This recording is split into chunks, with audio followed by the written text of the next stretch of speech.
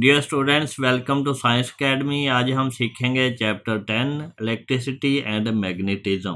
आगे चलते हैं। Precautionary measure to ensure the safe use of electricity. बिजली का हिफाजत के साथ यूज़ करने के लिए क्या हमें हिफाजती तदाबीर करनी चाहिए। There are some simple ways to ensure the safety use of electricity. Number 1 क्या है? Check all electrical equipment in good working order. सारी चीज़ें अच्छे तरीके से चलनी चाहिए। आप देख लें कोई आपका जो इक्विपमेंट है वो ख़राब तो नहीं है। इस्त्री अगर ख़राब है तो उसको आप ना लगाएं बिजली में। Avoid overloading socket. अगर एक सॉकेट है वो 1000 वाट के करंट के लिए लगी हुई है तो उसमें हीटर 2000 वाट का लगाना बेवकूफ़ी है, वो आप ना लगाएं। नंबर 3 क्या है? Never repair cut with insulating tape. Tape के साथ कट को ना रिपेयर करें। ज़्यादातर हम कर लेते हैं, टेप जो है वो नाकस होती है, पिघल जाएगी। Use proper connectors to join length of cable. ज़्यादा लंबी तार को जोड़ने के लिए प्रॉपर कनेक्टर होते हैं, उससे जोड़े। रिप्लेस डैमेज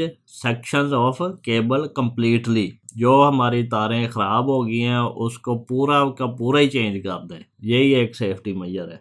नंबर 5 क्या है? When disconnecting electrical equipment gently pull it by plug instead of jerking electrical cord. अब इसका मतलब ये क्या है कि अगर हमने कोई चीज़ उतारनी है तो हम क्या करते हैं, तार को पीछे से पकड़ के खींचते हैं। ऐसे नहीं करना। हमने जो स्विच है जिसको प्लग कहते हैं, असल उसको प्लग कहते होते हैं, उसको पकड़ के आराम से उतारना है, ना कि पीछे से तार को पकड़ के खींच लो। नंबर 6 क्या है? Switch off and unplug equipment before you clean it. किसी भी चीज़ को साफ करना है, फ्रिज को अक्सर हम साफ करते हैं तो उसके लिए क्या करना है, उसका स्विच उतारना है, उसको पहले ऑफ करना है, फिर उतार देना है, फिर उसको साफ करना है। बिजली के तार लगे से कोई आपने चीज़ साफ नहीं करनी है। जिस तरह ओवन है, ओवन को साफ करना है तो पहले आप स्विच ऑफ करें, फिर उसकी तार उतारें, फिर आपने उसको साफ करना है। Ensure that the person carrying out the electrical work is competent to do so. जो हमारे पास इलेक्ट्रिशियन है वो कोई आम इलेक्ट्रिशियन नहीं, अच्छे वाला इलेक्ट्रिशियन जिसको काम आता है उसी से काम करवाएं। कहीं आपकी सारी की सारी वायरिंग ही ना जला के चला जाए।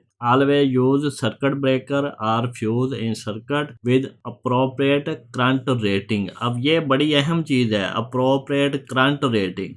आपने अगर कोई तार लगाई है और तार आपकी है 5 एम्पेयर बेयर करने वाली, आपने ऊपर सर्किट ब्रेकर या फ्यूज़ लगा दिया 10 एम्पेयर का, तो वो फ्यूज़ नहीं जलेगा, आपकी तार ही जल जाएगी। तो इसलिए अप्रोप्रिएट करंट रेटिंग का फ्यूज़ ही यूज़ करना है। जिस तरह आपका कंप्यूटर है उसका फ्यूज़ जो है वो तकरीबन 2-3 एम्पेयर का ही होता है, तो आप उस पर 10 एम्पेयर का लगा दें तो वो कंप्यूटर ही जलेगा, उसकी तार जलेगी, वो फ्यूज़ नहीं जलेगा, तो उससे नुकसान हो जाएगा। नेवर टच और try repairing any electrical equipment और सर्किट विद वेट हैंड।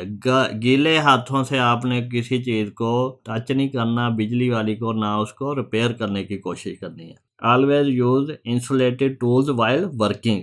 जब आपने बिजली के कोई भी काम करना है तो प्रॉपर टूल, इंसुलेटेड टूल किसको कहते हैं? जिस तरह हमारे पास प्लास है तो प्लास के ऊपर एक प्लास्टिक लगा होता है तो वो इंसुलेटेड टूल है। तो उस तरह के टूल यूज़ करने हैं ताकि आपको करंट ना लगे। अब देखें आगे एक्टिविटी एक है हमारे पास 10.4। मटेरियल रिक्वायर्ड क्या है? कॉटन कवर्ड कॉपर वायर है, आयरन नेल है, 2 सेल्ड बैटरी हैं, सेल जिसको हम कहते हैं वो वाले, इलेक्ट्रिक स्विच है, स्टिकी टेप है, थ्रेड है, आयरन फिलिंग है और पेपर पिन्स हैं। प्रोसीजर क्या है? Cut a small piece of cotton cover wire and connect it one end with negative terminal of the battery and using sticky tape and other end with one point of electric switch.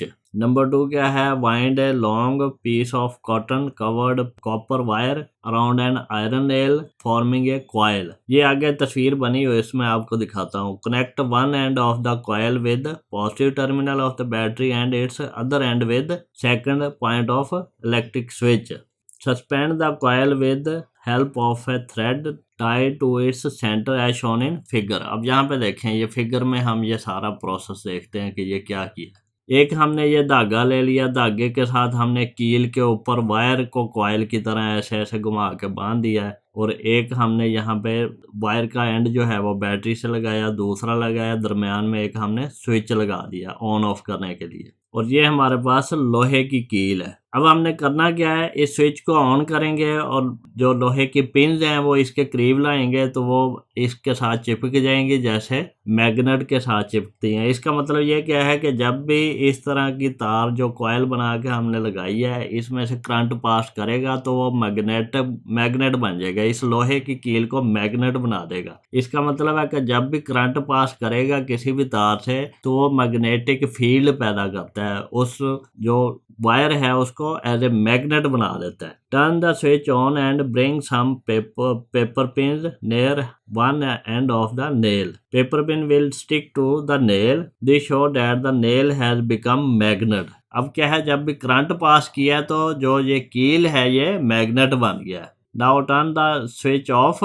The paper pins will detach and fallen. अब जब भी हम current इस switch को of करेंगे current बंद होगा तो ये मैग्नेट भी खत्म हो जाएगा। ये टेम्परेरी मैग्नेट बनता है, जब भी करंट पास करता जाएगा तो मैग्नेट बना रहेगा, करंट पास बंद हो जाएगा तो ये मैग्नेट नहीं होगा, तो ये जो पिन्स हैं ये गिर जाएंगे। अब यहाँ से हमने इन्फ्रेंस क्या किया, इन्फ्रेंस होता है रिजल्ट निकालना। The iron nail become electromagnet when electricity flow through the coil around it. ये जो इसके गिर्द कॉइल थी इसमें से जब तक करंट पास करेगा ये कील जो है ये मैग्नेट बन जाएगा। The magnetic property of the nail is lost when the current flowing through the coil stop. जब इस कॉइल से करंट जाना बंद हो जाएगा तो इसकी मैग्नेटिक प्रॉपर्टी खत्म हो जाएगी, लॉस्ट हो जाएगी। It is a temporary magnet, और ये टेम्परेरी मैग्नेट बनता है जब करंट पास करते हैं इस कॉइल में से। नेक्स्ट क्या है हमारे पास, the best material to use as a core in the coil is soft iron.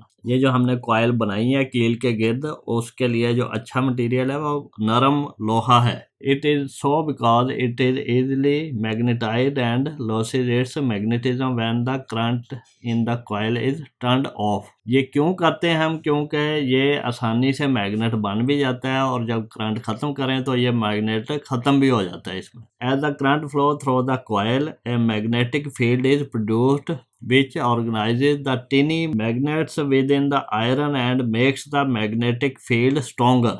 जब जैसे ही करंट फ्लो करता है कॉइल में से ये मैग्नेटिक फील्ड बना देता है और इसको ऑर्गेनाइज करके स्ट्रॉन्ग करना शुरू कर देता है। When the current flowing in the coil is turned off, the organization of tiny magnet within the iron is lost and soft iron loses its magnetism. जैसे ही हम करंट बंद करेंगे तो ये जो हमारे पास मैग्नेटिक फील्ड ऑर्गेनाइज हुआ था ये ख़त्म हो जाएगा और इसकी मैग्नेटिज्म ख़त्म हो जाएगी। Hence the magnetic properties of an electromagnet are temporary. Electromagnet क्या है, कोई भी चीज़ जिसमें से करंट गुजरे और वो मैग्नेट बन जाए उसको कहते हैं इलेक्ट्रोमैग्नेट। तो इलेक्ट्रोमैग्नेटिक प्रॉपर्टी जो है वो टेम्परेरी होती है। The strength of electromagnet can also be increased by increasing the current or by increasing the number of turn in the coil. तो जो इलेक्ट्रिक मैग्नेट बनता है वो या तो करंट बढ़ाने से उसको ज़्यादा इंक्रीज किया जा सकता है, स्ट्रॉन्ग किया जा सकता है यानी कि मैग्नेट ज़्यादा बने, या फिर हम जो कॉइल बनाई है उसका टर्न बढ़ा दें, ज़्यादा बड़ी कॉइल कर दें। अब यहाँ पे देखें, do you know Hans Oersted a Danish scientist. Danish scientist था was the first to explore the electromagnet effect. ये डेनिश जो है ये डेनमार्क का साइंटिस्ट था। डेनिश मीन डेनमार्क का। The discovery brought a revolution in the world of science and engineering.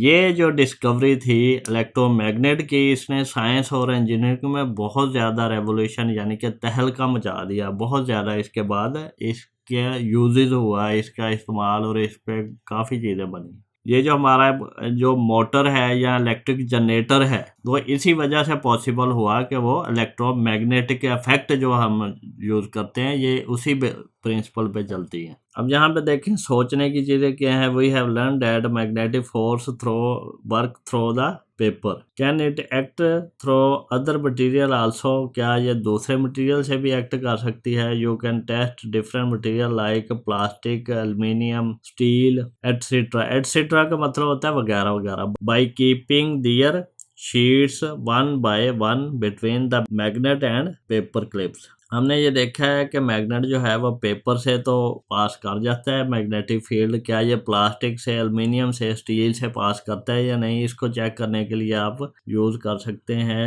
Plastic की, aluminium और स्टील की शीट मैग्नेट और पेपर क्लिप के दरमियान में। The force of magnet does not work through a sheet of steel. Steel की sheet में से मैग्नेटिक फील्ड पास नहीं होता। क्यों नहीं होता, ये ज़रा इस पे आप सोचें। स्टील पे मैग्नेट नहीं लगता। ये आपने देखा होगा कि अगर आपने चेक करना है लोहा है या स्टील है तो आप क्या करेंगे, मैग्नेट लगा के चेक कर सकते हैं। स्टूडेंट्स, अगर मेरा लेक्चर इजी टू अंडरस्टैंड है और आपको इसकी अच्छे से समझ आई है तो अपने दोस्तों से भी शेयर करें, मेरे चैनल को सब्सक्राइब करें और बेल आइकन को क्लिक कर दें ताकि जब भी मैं नया लेक्चर अपलोड करूं तो उसका नोटिफिकेशन आपको मिल जाए ताकि आप उससे फ़ायदा उठा सकें।